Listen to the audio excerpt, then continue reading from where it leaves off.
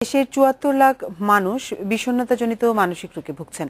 জাতীয় মানসিক স্বাস্থ্য ইনস্টিটিউটের পরিসংখ্যানে উঠে এসেছে এসব তথ্য। পারিবারিক বিচ্ছিন্নতা, হতাশা থেকে বাড়ছে বিষণ্ণতাজনিত রোগ। এই বাস্তবতায় আজ পালিত হচ্ছে বিশ্ব স্বাস্থ্য দিবস।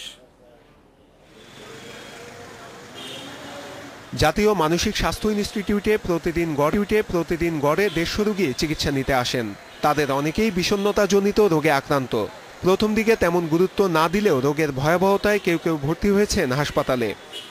এখন আমি নিজেকে কমফর্ট ফিল করতেছি। এখন সবার আগে আমার মা, যে আমার শরীর অসুস্থতা দেখতে পারে না। খুব খারাপ লাগতেছে, মনে হচ্ছে বাইরে চলে যাই। এই বলছে আমি বলছি। জাতীয় স্বাস্থ্য ইনস্টিটিউটের হিসাব অনুযায়ী দেশে এখন ২.৫ কোটির মতো মানুষ মানসিক স্বাস্থ্য সমস্যায় ভুগছে। এর মধ্যে বিষণ্ণতাজনিত মানসিক রোগে ভুগছে ৭৪ লাখ মানুষ।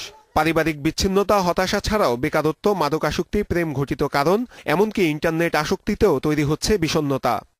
বিষণ্ণতার কারণে বা যে রোগের কারণে যেসব আপনার সমস্যা তৈরি হয়, আমরা বলি ডিসএবিলিটি, কর্মহীনতা বা কর্মক্ষমতা লস অফ প্রোডাক্টিভিটি, যে কারণগুলো হয় তার মধ্যে কিন্তু বিষণ্ণতা বর্তমানে দ্বিতীয় স্থানে অবস্থান করছে আর কি। চিকিৎসকেরা বলছেন, সময় মতো বিষণ্ণতার চিকিৎসা না হলে শেষ পরিণতি হতে পারে আত্মহত্যা। এ ধরনের মানসিক রোগীর জন্য চিকিৎসার পাশাপাশি পরিবারের সহযোগিতার উপরেও জোর দিচ্ছেন তারা। কারোর খারাপ লাগলে বা ডিপ্রেস থাকলে বা হতাশায় ভুগলে আমরা বলি যে পরিবারের সাথে কথা বলে হাসো, মন খুলে কথা বলো, বন্ধুদের সাথে কথা বলো।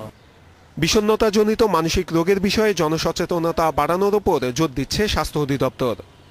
১৫ থেকে ১৮ বছর এবং ৬০ বছর বয়সের বেশি, এই বয়সের মানুষেরাই হলো বেশি বিষণ্ণতায় ভুগে থাকে। আমাদের মানুষের সচেতনতা বৃদ্ধি করতে হবে। বিষণ্ণতা সহ সব ধরনের মানসিক রোগের চিকিৎসার জন্য জেলা উপজেলা পর্যায়ে চিকিৎসক পদ সৃষ্টি করে আগামী বছরে নিয়োগ শুরু করবে স্বাস্থ্য অধিদপ্তর। নূরে আলম, ইন্ডিপেন্ডেন্ট নিউজ, ঢাকা।